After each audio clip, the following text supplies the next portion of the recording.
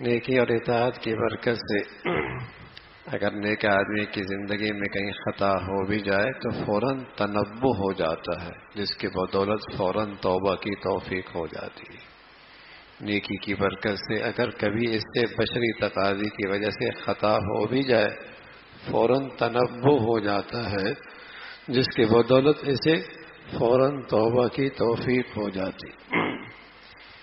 گناہوں کی نحوست کی وجہ سے، گناہوں کی زندگی کی وجہ سے زندگی بے لذت ہو جاتی ہے، کسی چیز میں مزہ نہیں رہتا، بلکہ آدمی زندگی سے بیزار ہو جاتا ہے۔ گناہوں کی نحوست سے زندگی بے لذت ہو جاتی ہے، کسی نعمت میں لذت نہیں رہتی، بلکہ آدمی زندگی سے بیزار ہونے لگتا ہے۔ اس کا انجام کبھی کبھی خودکشی کی صورت میں نکلتا ہے۔ پیارے رسول صلی اللہ علیہ وسلم کا ارشاد ہے، فَأَمَّا الْمُهْلِكَاتُ فَهَوًى مُتَّبَعٌ وَشُحٌّ مُطَاعٌ وَإِعْجَابُ الْمَرْءِ بِنَفْسِهِ وَهِيَ أَشَدُّهُنَّ۔ پیارے رسول صلی اللہ علیہ وسلم فرمانے، تین چیزیں ایسی ہیں جو ہلاک کر دینے والی ہیں۔ ایک تو زندگی خواہشات پہ گزرنے لگے، جو طبیعت میں آیا، نفس نے چاہا، وہی زندگی کا حصہ بن گیا، فَهَوًى مُتَّبَعٌ۔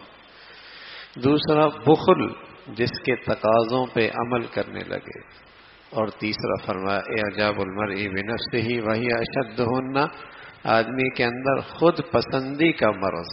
اور آپ علیہ الصلوۃ والسلام فرمانے لگے یہ سب سے بدترین مرض ہے۔ خود پسندی والا شخص اپنے آپ کو مریض نہیں سمجھتا، اور کوئی اسے نصیحت کرے تو اسے اپنا خیر خواہ نہیں بلکہ بدخواہ سمجھتا ہے۔ تو پیارے رسول صلی اللہ علیہ وسلم فرمایا یہ تین چیزیں ہلاک کر دیتی ہیں آدمی کو، کہ نفس پرست بن جائے، خواہشات کی زندگی اس کی عادت ہو جائے، اور بخل اور اس کے تقاضوں پہ عمل کرنے لگے، اور خود پسندی بھی مبتلا ہو جائے کہ اسے اپنی مرض کا احساس ہی نہ ہو، اور کوئی نصیحت کرے تو اسے اپنا بدخواہ سمجھے۔ اللہ رب العزت ان موذی امراض سے ہمیشہ محفوظ فرمائے۔